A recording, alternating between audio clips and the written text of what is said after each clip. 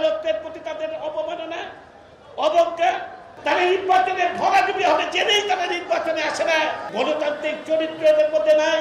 ৭১-এর শক্তি এবং পাকিস্তানের ISI-এর প্রেসক্রিপশন অনুযায়ী যেই দলটির জন্ম দিয়েছিল জিয়া রহমান খুনি জিয়া, সেই দলটি এখনো ষড়যন্ত্র করছে।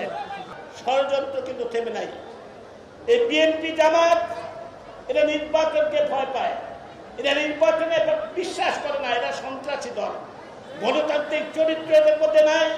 গণতান্ত্রিক চরিত্র নাই বলে তারা নির্বাচনকে ভয় পায়।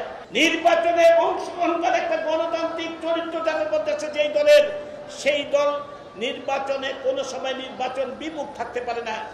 একবার মাত্র ক্ষমতায় এসেছিল ৯৬ সালে, আর কোন নির্বাচনে ক্ষমতায় আসতে পারবে না যেন নির্বাচনগুলোতে অংশগ্রহণ করেছে। কিন্তু দুঃখের বিষয়, বিএনপি কোন নির্বাচনে আসে না, তারা নির্বাচনকে বিশ্বাস করে না। তারা নির্বাচনের ভরাডুবি হবে জেনেই তারা নির্বাচনে আসে না। তারা ষড়যন্ত্র, হত্যা, ষড়যন্ত্রের পদ্ধতি, পেছনের দরজা দিয়ে বারবার ক্ষমতা আসতে চায়, তাই তারা নির্বাচনে আসে না, নির্বাচন থেকে দূরে থাকে। এই সন্ত্রাসী দল আন্তর্জাতিকভাবে স্বীকৃত একটি সন্ত্রাসী দল। এরা আবার ষড়যন্ত্র করছে। বেগম খালেদা জিয়ার মুক্তির দাবি নিয়ে আন্দোলন করার জন্য মাঠ উত্তপ্ত করার মাধ্যমে আবার নতুন ষড়যন্ত্রে তারা মেতে উঠেছে। এরা বেগম খালেদা জিয়ার মুক্তি চায় না, এরা বেগম খালেদার জন্য আদালত চায় না।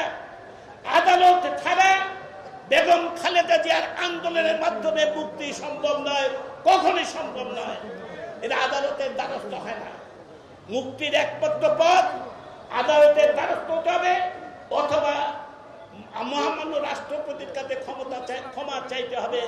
এই পথ ছাড়া বেগম খালেদা জিয়ার মুক্তির দরজা কোনোভাবেই খোলা নাই। এরা চায় না, এরা বিশ্বাস করে না। আদালতের প্রতি তাদের অবমাননা, অবজ্ঞা। নিজেরা বারবার আদালত চায় মুক্তির জন্য, বারবার তারা মুক্তির জন্য আদালত যায়। আদালতের মাধ্যমে বিভিন্ন সময় নেতৃবৃন্দ ফখরুল আলমগীর সহ বেরিয়ে এসেছে, কিন্তু বেগম খালেদার জন্য যায় না। এদের উদ্দেশ্যই হচ্ছে বেগম খালেদাকে এইভাবে রেখে, বেগম খালেদাকে রেখে তারেক রহমানকে, সন্ত্রাসী তারেক রহমানের রাজনীতি প্রতিষ্ঠা করা, তাকে নেতৃত্ব হিসেবে প্রতিষ্ঠা করাই তাদের মূল উদ্দেশ্য।